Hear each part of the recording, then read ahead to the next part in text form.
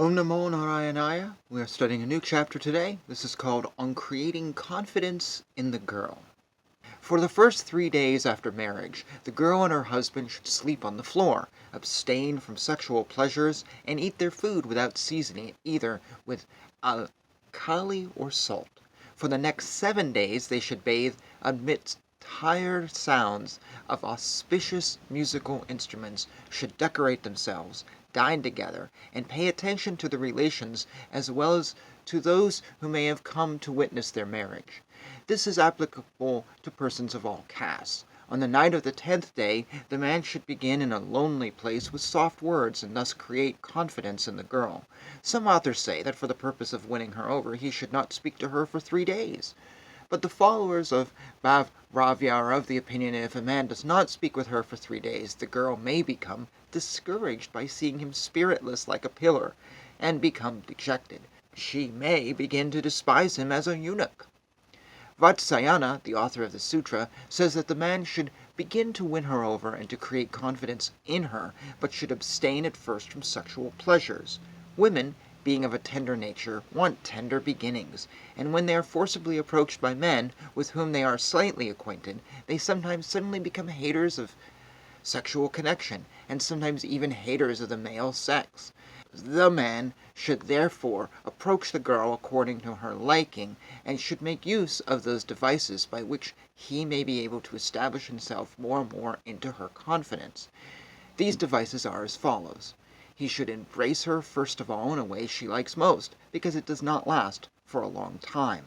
He should embrace her with the upper part of his body, because that is easier and simpler. If the girl is grown up, or if the man has known her for some time, he may embrace her by the light of a lamp, but if he is not well acquainted with her, or if she is a young girl, he should then embrace her in the darkness. When the girl accepts the embrace, the man should put a tabula or screw of betel nut and betel leaves in her mouth, and if she will not take it, he should induce her to do so by conciliatory words, entreaties, oaths, and kneeling her at her feet, for it is universal rule that however bashful or angry a woman may be, she never disregards a man's kneeling at her feet. At the time of giving this tabula, he should kiss her mouth softly and gracefully without making any sound. When she is gained over in this respect, he should then make her talk, and so that she may be induced to talk, he should ask her questions about things of which he knows or pretends to know nothing, and which can be answered in a few words. If she does not speak to him, he should not frighten her, but should ask her the same thing again and again in a conciliatory manner. If she does not then speak, he should urge her to give a reply, because as Ghotakamukha says, all girls hear everything said to them by men, but do not themselves sometimes say a single word.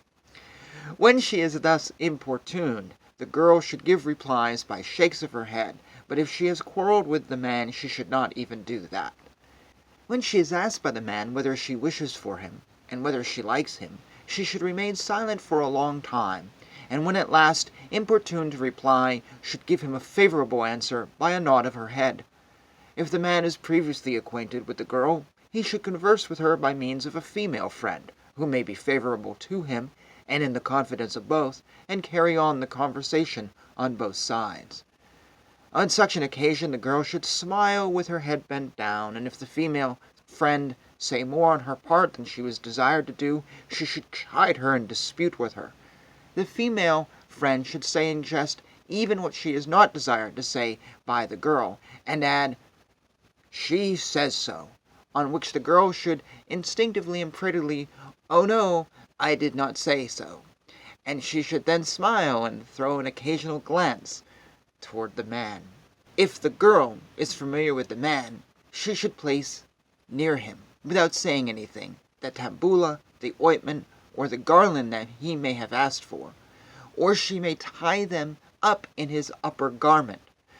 While she is engaged in this, the man should touch her young breasts in the sounding way of pressing with the nails, and if she prevents him from doing this, he should say to her, "I will not do it again, if you will embrace me," and should in this way cause her to embrace him. While he is being embraced by her, he should press his hand repeatedly over and about her body.